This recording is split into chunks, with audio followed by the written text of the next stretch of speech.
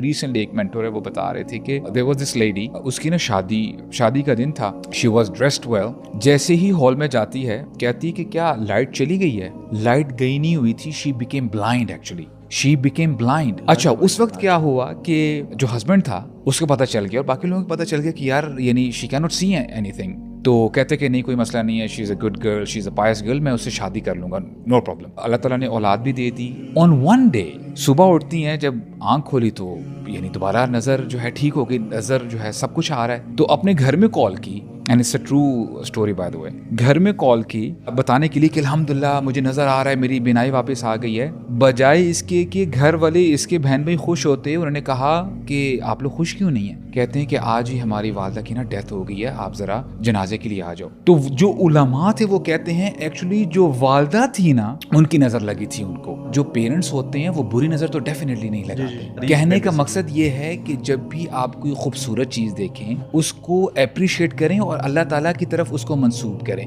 الحمدللہ، بارک اللہ۔